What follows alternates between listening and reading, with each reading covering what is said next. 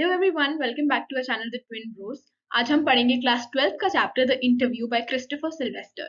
इस वीडियो में आपको प्रॉपर एनसीईआरटी एक्सप्लेनेशन मिल जाएगा along with word meanings and important questions. अगर आपको एक्सप्लेनेशन अच्छा लगे तो प्लीज वीडियो को लाइक करना मत भूलना। सबसे पहले हमें ऑथर बता रहे हैं कि इंटरव्यू का जो सिस्टम है ये 130 ईयर्स पहले अराउंड स्टार्ट हुआ था। इंटरव्यू जो है एक कॉमन प्लेस है जर्नलिज्म की। जब भी हम जर्नलिज्म के बारे में सोचते हैं हमारे दिमाग में सबसे पहले यही आता है कि कोई किसी का इंटरव्यू ले रहा है। Everybody who is literate will have read an interview at some point in their lives. हर इंसान ने या तो इंटरव्यू देखा होगा किसी फेमस इंसान का या सुना होगा। अब ये जो इंटरव्यू का कॉन्सेप्ट है इसको लेकर हर इंसान के अलग अलग ओपिनियंस होते हैं। कुछ लोग कहते हैं कि बहुत अच्छी चीज है, हमें ट्रूथ पता चलता है इंटरव्यू के थ्रू।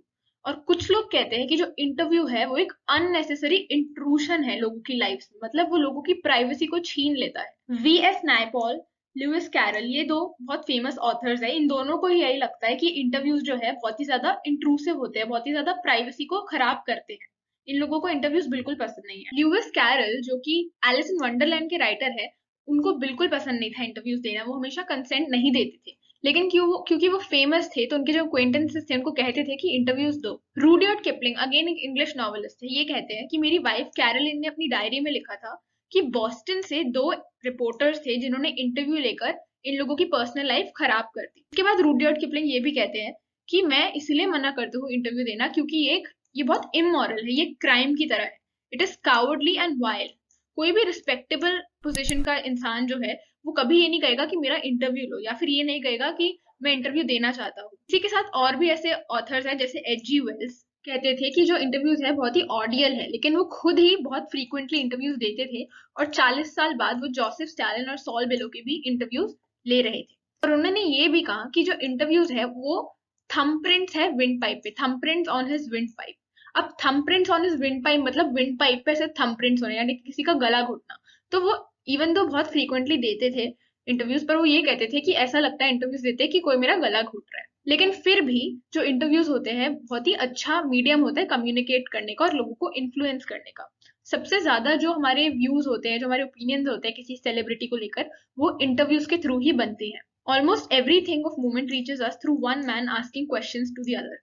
जब एक इंसान दूसरे इंसान से क्वेश्चन पूछता है, इंटरव्यू जो होता है वो जो इंटरव्यू दे रहा है उससे क्वेश्चन पूछता है, तब हमें इंफॉर्मेशन पास होती है। इसकी वजह से जो इंटरव्यूअर है, जो इंटरव्यू ले रहा है, उसके पास काफी सारा पावर और इन्फ्लुएंस आ जाता है। I am a professor who writes novels on Sundays, Umberto Eco. अब इस चैप्टर के नेक्स्ट पार्ट में हमें एक रियल लाइफ इंटरव्यू में से एक्सट्रैक्ट दिया गया है। उम्बर्टो इको जो है वो एक स्कॉलर भी थे और एक नॉवेलिस्ट के तौर पर भी जाने जाते थे। उम्बर्टो इको जो है उनका ये इंटरव्यू है। उम्बर्टो इको एक प्रोफेसर थे यूनिवर्सिटी ऑफ बोलोग्ना में, जो कि इटली में है। ये जाने जाते थे as a scholar, literary interpretation and medieval aesthetic, मतलब पढ़ाई से रिलेटेड चीजों के लिए जाने जाते थे। फिर कुछ टाइम बाद इन्होंने फिक्शन लिखना भी शुरू करा और द नेम ऑफ द रोज करके एक बुक इन्होंने छापी जो कि फेमस हो गई बहुत, और उसकी 10 मिलियन कॉपी सेल हुई थी। उसके बाद मुकुंद जो है, जो कि इंटरव्यूअर है द हिंदू के, वो इनसे पूछते हैं कि आपको ऐसा कहा जाता है कि आप वन मैन आर्मी हो, मतलब आप एक इंसान इतनी सारी चीजें कैसे कर लेता है, आप इतनी सारी चीजें कैसे कर लेते हो, ये उम्बर्टो इको से पूछते हैं। उम्बर्टो इको कहते हैं कि शायद मैं ऐसा इंप्रेशन देता हूँ कि मैं बहुत कुछ करता हूँ, लेकिन मैं तो सेम ही चीज करता हूँ। तो मुकुंद पूछते हैं अच्छा वो क्या है। उम्बर्टो इको कहते हैं कि मेरे कुछ फिलोसफिकल इंटरेस्ट है जिनको मैं परस्यू करता हूँ अपने वर्क से, अपने काम से, अपने एकेडमिक वर्क से और अपने नॉवल से। जो मैं बच्चों के लिए चीजें बनाता हूँ वो भी नॉन वायलेंस और ऐसे फिलोसफिकल चीजों पे लिखी होती है, और मैं कैसे इतना कुछ अकेले मैनेज कर लेता हूँ उसका एक सीक्रेट है। फिर वो कंपेयर करते हैं यूनिवर्स को और टाइम को। वो कहते हैं कि जो यूनिवर्स होता है उसमें बहुत सारी एम्प्टी स्पेसेस होती है। अगर सारी एम्प्टी स्पेसेस को हम हटा दें यूनिवर्स से, तो यूनिवर्स उनकी मुट्ठी जितना हो जाएगा, मुट्ठी जितना छोटा हो जाएगा। अब वो इसको कंपेयर करते हैं एम्प्टी टाइम से। वो कहते हैं जब भी हम कुछ काम करने के बीच में इंटरवल आता है तो उस इंटरवल का मैं यूज करता हूँ। कैसे? जैसे कि आप मेरे घर पर आ रहे हो इंटरव्यू लेने के लिए और आप एलिवेटर से ऊपर तक आ रहे हो, और अब आप एलिवेटर से ऊपर जब आओगे उस पीरियड में आप कुछ भी नहीं कर सकते, वो एक एम्प्टी स्पेस है क्योंकि आप उसमें कुछ कर नहीं सकते। लेकिन मैं ऐसी एम्प्टी स्पेसेस का, ऐसे इंटरवल्स का, जिन चीजों में मैं कुछ नहीं कर सकता उसका यूज करता हूँ, और इसीलिए मैं इतना सारा काम कर पाता हूँ। तो वो ये कहते हैं कि जब तक तुम ऊपर आओगे थर्ड फ्लोर पर एलिवेटर में और कुछ नहीं कर रहे होगे, तब तक मैंने ऑलरेडी एक आर्टिकल लिख लिया होगा। तो वो ये बता रहे हैं कि कैसे फ्री टाइम का वो यूज करते हैं। तो मुकुंद जो कि इंटरव्यूअर है वो ये कहते हैं कि सब तो ऐसा नहीं कर सकते, आपका जो काम है उसमें एक अलग ही उसमें एक अलग ही क्वालिटी होती है, एक पर्सनल क्वालिटी होती है, लोग उससे रिलेट करते हैं। जो कि एकेडमिक चीजें होती है, जो कि बहुत डीपर्सनलाइज्ड होती है, बोरिंग होती है एकेडमिक चीजें, लेकिन आपका जो काम है वो बहुत ही पर्सनलाइज्ड होता है और उसमें बहुत ही इनफॉर्मल अप्रोच होता है। मतलब ऐसा लगता है कि हमारे बारे में ही बात कर रहे हो। तो अम्बर्तो इको कहते हैं कि ये मैं आपको बताता हूँ कैसे हुआ है।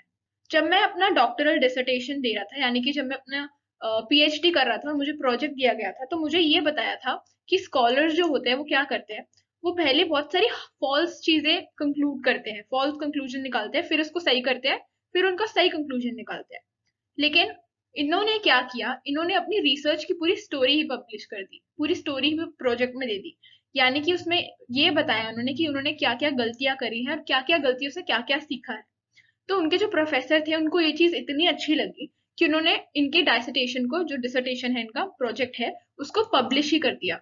उस टाइम पे मैं 22 ईयर्स का था और मुझे ये रियलाइज हुआ कि जो बुक्स है, स्कॉलरली बुक्स, उनको ऐसे लिखना चाहिए कि हम पूरी स्टोरी ऑफ रिसर्च बताए कि ये बुक बनाने का क्या प्रोसेस है, क्या क्या रिसर्च गई है इसके बीच में, ये भी बताए, तो लोग इससे ज्यादा रिलेट करेंगे।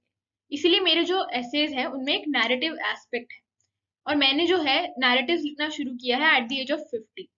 फिर वो बताते हैं कि उनके एक दोस्त थे रोलैंड बार्थेस, जो कि बहुत फ्रस्ट्रेटेड थे कि वो सिर्फ एक एसेइस्ट थे और नोवेलिस्ट नहीं थे इनकी तरह। उनको भी क्रिएटिव राइटिंग करनी थी लेकिन उनकी डेथ हो गई थी। और जो ये है, जो उम्बर्तो इको है, उनको कभी ऐसे टाइप की फ्रस्ट्रेशन नहीं हुई। ये कहते हैं कि मैंने तो नॉवेल्स लिखना एक्सीडेंट से स्टार्ट किया था, मैंने कुछ प्लान नहीं किया था नॉवेल्स लिखने का। एक दिन मैं ऐसे ही फ्री बैठा था तो मैंने सोचा कि नॉवेल्स लिख लेता हूँ, क्योंकि मुझे नरेशन करना बहुत पसंद है। तो मुकुंद उनसे पूछते हैं कि आपकी जो बुक है द नेम ऑफ द रोज, आप ये नॉवल पढ़ने के बाद आप बहुत फेमस हो गए हो, लेकिन आपने नॉवेल्स तो कम लिखी है, आपने ज्यादातर स्कॉलरली वर्क्स ही लिखे हैं। उम्बर्तो इको कहते हैं हाँ ऐसा है, मैंने ओवर 40 बुक्स लिखी हुई है और उनमें से ज्यादातर जो चीजें हैं वो सेमियोटिक्स पर है, यानी कि साइन लैंग्वेजेस, कम्युनिकेशन के ऊपर है, एकेडमिक्स के ऊपर है। लेकिन फिर भी जो लोग हैं आपको नॉवेलिस्ट की तरह जानते हैं, तो आपको इस बात से बुरा नहीं लगता? तो उम्बर्तो इको कहते हैं हाँ, ये चीज मुझे बहुत बॉदर करती है कि लोग मुझे नॉवेलिस्ट जानते हैं। मैं तो सिर्फ संडेज को नॉवेल लिखता हूँ, मैं खुद को एक यूनिवर्सिटी प्रोफेसर ही मानता हूँ। मैं पहले एक यूनिवर्सिटी प्रोफेसर हूँ जो सिर्फ संडेज को नॉवेल्स लिखता है। मैं एकेडमिक कॉन्फ्रेंसेस में ज्यादा पार्टिसिपेट करता हूँ, राइटर्स की कॉन्फ्रेंसेस में कभी पार्टिसिपेट नहीं करता हूँ। मैं अपने आप को एकेडमिक कमिटी के साथ ही आइडेंटिफाई करता हूँ। लेकिन हाँ, मैं ये भी समझ सकता हूँ कि जो नॉवेल्स है वो ज्यादा ऑडियंस तक पहुंचती है एकेडमिक बुक से, इसीलिए मुझे एज अ नॉवेलिस्ट ज्यादा जाना जाता है रादर देन अ स्कॉलर। इसके बाद मुकुंद जो है उनसे पूछते हैं आपकी जो नॉवल है द नेम ऑफ द रोज बहुत ही सीरियस नॉवल है। पहले इसमें डिटेक्टिव की बात की जाती है, मेटाफिजिक्स, थियोलॉजी, और ये बहुत ही ऐसी डीप डीप चीजों में जाती है, लेकिन फिर भी इसकी इतनी ज्यादा ऑडियंस कैसे है जबकि ये इतनी डीप है? तो उम्बर्तो इको कहते हैं नहीं, मुझे ऐसा नहीं लगता कि पता नहीं कैसे हो गया ये सब। जर्नलिस्ट और पब्लिशर्स ही पजल्ड है, उनको यकीन नहीं होता कि इतने सारे लोगों के पास ये बुक गई है और इतने सारे लोगों ने इसमें इंटरेस्ट लिया है। उन लोगों को तो यही लगता है कि लोगों को सिर्फ ट्रैश पसंद है और फालतू की चीजें पढ़ना पसंद है।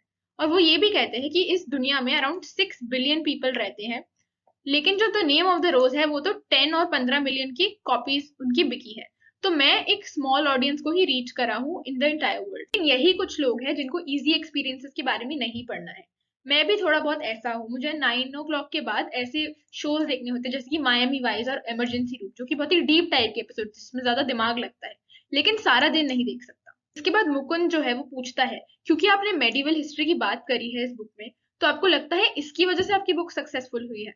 उम्बर्तो कहते हैं हाँ हो सकता है, लेकिन मैं अपनी कहानियां एक चाइनीज वाइज मैन की तरह बताता हूँ। मेरी जो अमेरिकन पब्लिशर थी उनको मेरी बुक तो पसंद आई, लेकिन उन्होंने एक्सपेक्ट नहीं किया था कि अमेरिका में ज्यादा लोग इस बुक को पढ़ेंगे क्योंकि बहुत डीप थी।